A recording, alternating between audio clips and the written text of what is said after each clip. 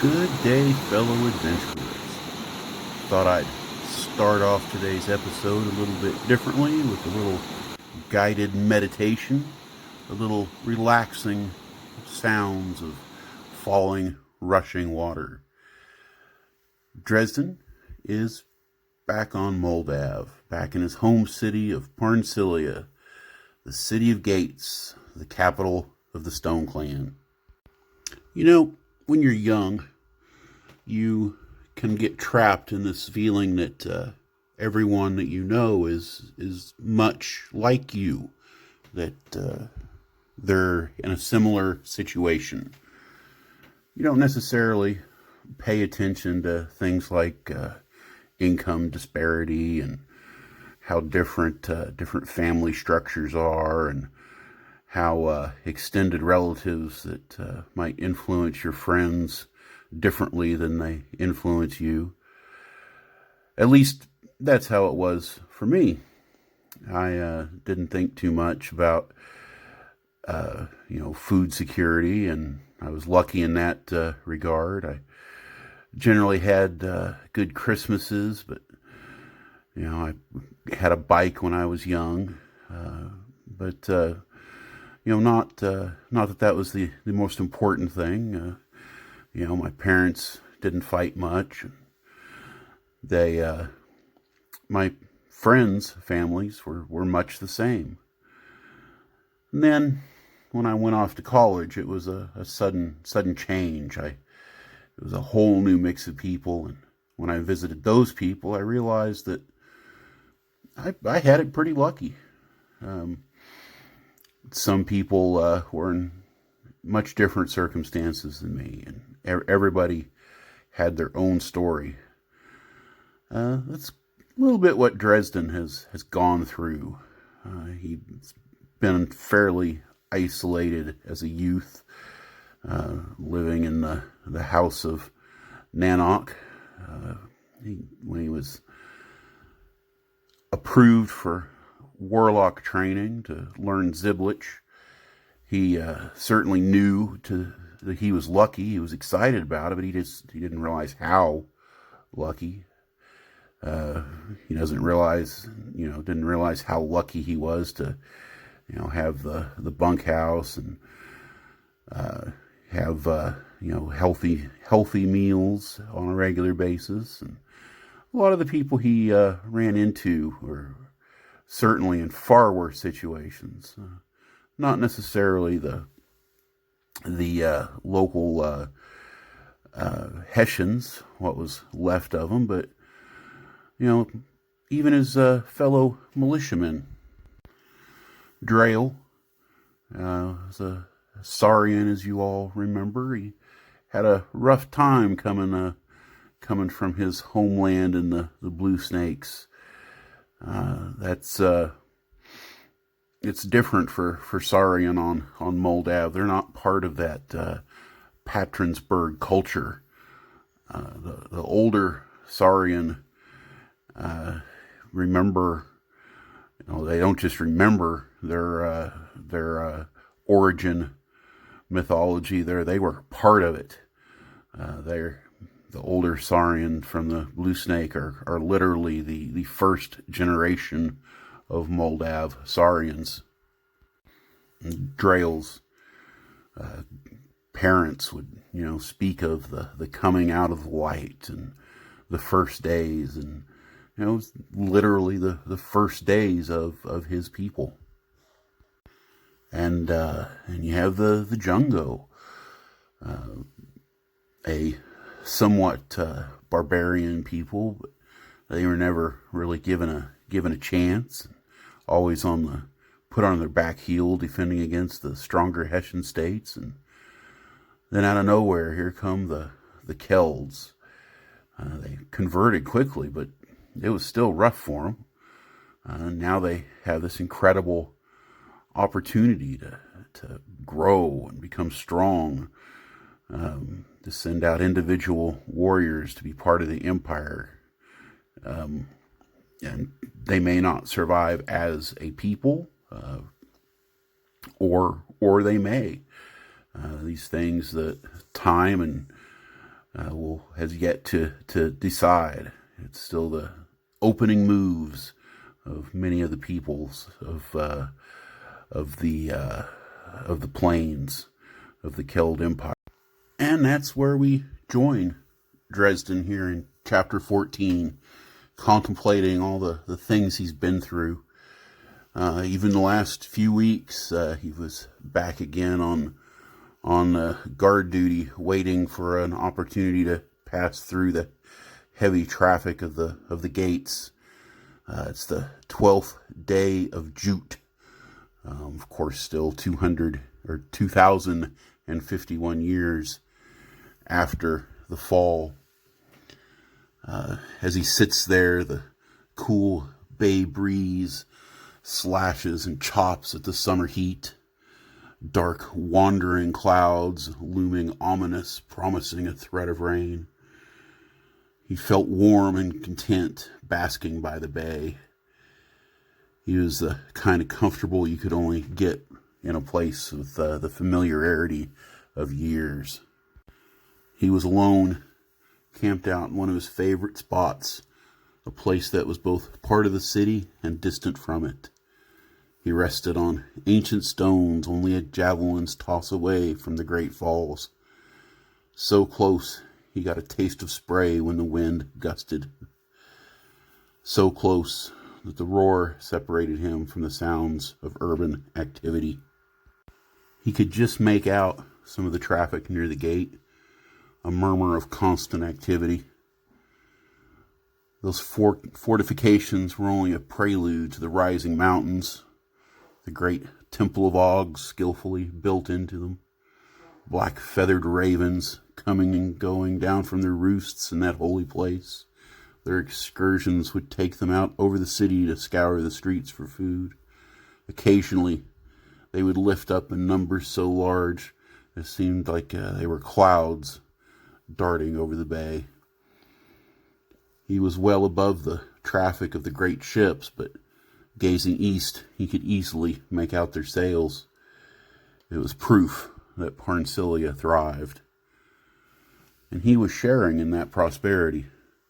Not only was he free to do as he pleased for the day, he had new leather shoes on his feet and coins jiggling in his pocket.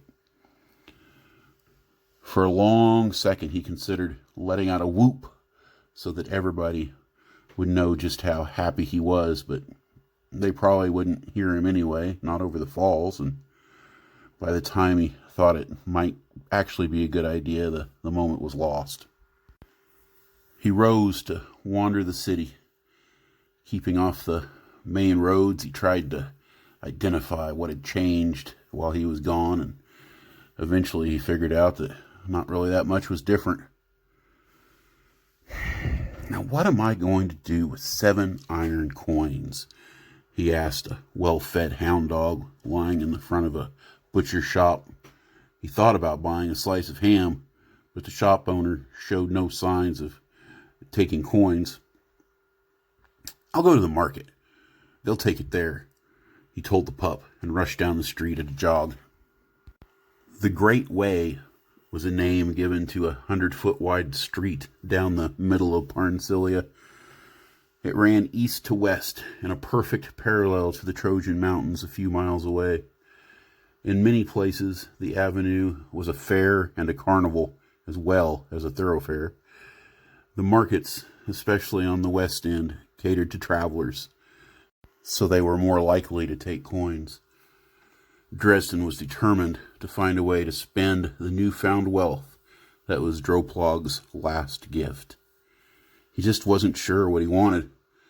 A jar of wine would make him popular back at the barracks, but then they would expect that sort of thing all the time.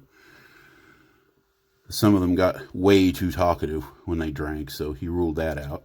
A new blanket might be nice, something lighter than the one he had now, thin like a sheet. On the other hand, he was a woodworker. Maybe it was time he bought his own file. He wondered how craftsmen with money ever figured out how to spend it.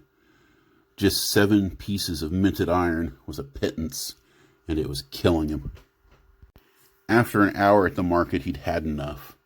Taking a short walk to the Temple of Biona, he stood beneath the 7 towers. When the stone clan founded Parnsilia, this was one of the first great buildings to be constructed. He'd grown up watching those towers rise one at a time into the Moldav sky. After a moment, he paused and dropped the coins off into a narrow donation chute. He just didn't need anything that bad. Nanok and the clan would provide. "We heard you died," Hongus told him as he walked into the bunkhouse near dark. John was there with him, doing nothing in particular. The 2 humans were closer friends than most of the bunkmates, even John and his bad habits. Dresden shook his head. "Well, at least nobody gave away my bunk." He climbed in to find it every bit as uncomfortable as he remembered. The thin mattress wasn't much more than 2 blankets sewn around a chicken's worth of feathers. Maybe he should have bought a bedroll.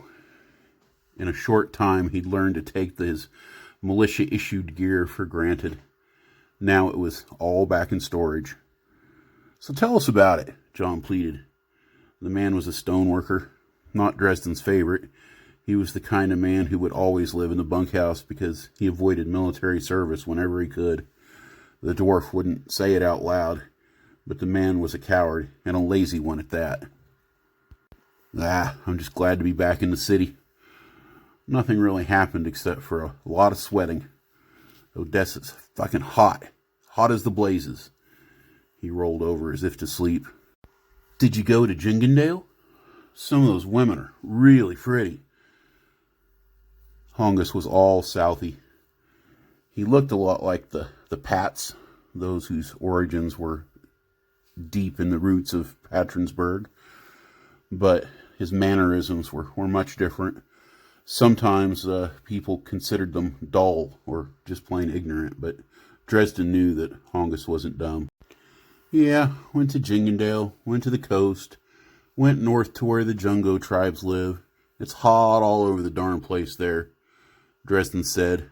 He immediately regretted volunteering so much information. "You went all the way to the Minotaur tribes?" Hongus said. "Come on, start talking. What was it like? Did those horned women take advantage of you, little dwarf?" He laughed. "No, but a human with tits bigger than your sister's did. Now leave me alone. I need to sleep." After that, it took an hour for Dresden to tell them enough to let him be. So, that is chapter 14. I hope you enjoyed it. Dresden certainly did.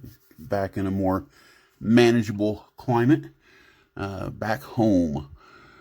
So, I'm glad you all could stop by. We have a little challenge this week. Somewhere in that episode, there's a little bit of a continuity error. Something I can't easily fix, so I decided rather than to mess up my schedule, I'm going to make it a challenge. So whoever comments first, I will give you a shout out in an episode whenever I'm recording live. So I do want to give you one hint. It's not the economy. It's the economy in the story is intentional, a little bit of a jumbled mess. It is complicated, and at some point, possibly already, there has been a nuts and bolts episode that's going to go into it in greater detail, but I promise you, even then, it won't be easy to understand. There's a lot of different interactions at different levels, different forms of wealth, and a big difference between the way things really are and the way we expect them to be in our capitalist society, and the way they are envisioned there as a matter of ideals. So, if you like that sort of thing, leave me suggestions for what you'd like to hear better explanations of. I might throw them in here, or they might end up in one of the companion series. Remember, we have Nuts and Bolts that Hopefully by this time I'm interacting with you guys in a little bit more real-time manner. All these episodes are recorded long before uploading. So all this is just anticipation. I figure I'm probably up to a good 10 or 15 regular viewers now. So you are all very special to me. If you could, hit that like button. You can follow me on Twitter for station updates. If you could share the video, let your friends know about me, I'd appreciate it. I know, or I hope, there's an audience out there for this kind of thing. And I hope that my budget amateur production here is enough to satisfy your needs. For those of you who have stuck with the series and this episode for this far, thanks for stopping by, and I hope you all have an absolutely wonderful day.